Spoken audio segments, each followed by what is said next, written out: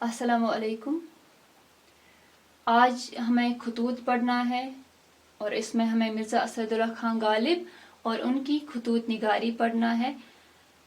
खतूत की अगर हम बात करें, जैसा कि आप सब जानते हैं, खत जो हैं कई तरह के होते हैं, जैसे कारोबारी, दफ्तरी, निजी खत होते हैं। अगर हम कारोबारी या दफ्तरी खतूत की बात करते हैं तो उनका लिखने का जो एक अंदाज होता है, एक मखसूस अंदाज होता है, एक मखसूस तरीका होता है। अल्फाज का जो इंतखाब होता है उसका ध्यान रखना पड़ता है, लिखने का जो तरीका होता है उसका ध्यान रखना पड़ता है। लेकिन जब हम निजी खतूत की बात करते हैं, यानी जो हम आपस में एक दूसरे को खत भेजते हैं या दोस्त आपस में एक दूसरे को खत भेजते हैं, उनमें ऐसी कोई बंदिश नहीं होती, वो इन बंदिशों से आज़ाद होता है। वो हम बेतकल्लुफ़ होके लिखते हैं, उसमें ऐसा जो कुछ भी हमें दिमाग में हमारे मन में आता है हम लिखते हैं, जिस तरीके से हम चाहें लिख सकते हैं।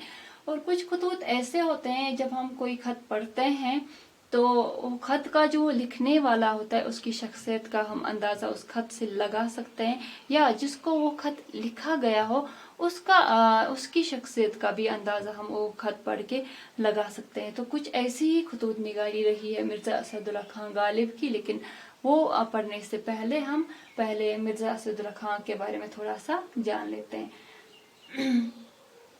मिर्ज़ा असदुल्ला खान गालिब इनका पूरा नाम था। पहले ये असद तखल्लुस करते थे, फिर असद से गालिब इख्तियार किया। इनकी जो पैदाइश है वो 1797 ईस्वी में हुई है। और इनके जो बुजुर्ग थे वो मुगल बादशाहों के आखिरी दौर में ईरान से हिंदुस्तान आए। वालिद का जो इंतकाल, गालिब के जो वालिद थे उनका इंतकाल इनके बचपन में ही हुआ। फिर उनकी परवरिश इनके चचा, जिनका नाम मिर्ज़ा नसरुल्लाह बेग था, उनकी परवरिश में आ गए। लेकिन उनका अभी इंतकाल इनके बचपन में ही हो गए, तो उस वजह से इनकी जो तालीम है वो बाकायदा तौर से नहीं हुई। तो गालिब जो है इनका उर्दू अदब की उन हस्तियों में ये गिने जाते हैं जिन्हें नज़म और नसर दोनों पे इख्तियार हासिल था।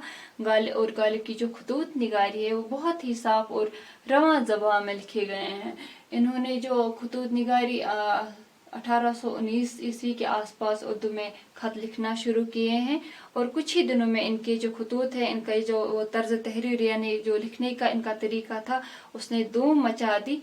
ऐसे गालिब की जो खतूत हैं वो उर्दू नसर के आला शाहकारों की फहरिस्त में गिने जाते हैं। तो आपकी जो निसाब में इनके दो खतूत आए हैं। एक खत जो है वो इन्होंने मीर मेहदी मजरूह के नाम लिखा है, और दूसरा खत जो है वो मुंशी हरगोपाल तख्ता के नाम लिखा है। ये दोनों पढ़ के आपको अंदाजा लगा सकते हैं, आपको लगेगा कि वाकई जो गालिब ने खत को यानी मुरासले से मुकालमे में तब्दील किया। यानी मुकालमा होता है जो हम ऐसे खत को पढ़ के ऐसे लगता है जैसे इंसान आपस में आमने सामने बैठ के बात कर रहे हों। तो ऐसी खतूत निगारी रही है गालिब की। जब भी वो अपने दोस्तों या शागिर्दों को खत लिखते थे तो बेतकल्लुफ़ होके लिखते, तो ऐसे लिखते जब वो जो कोई भी उन खतूत को पढ़ता है तो वो लुत्फ़ अंदोज होता है।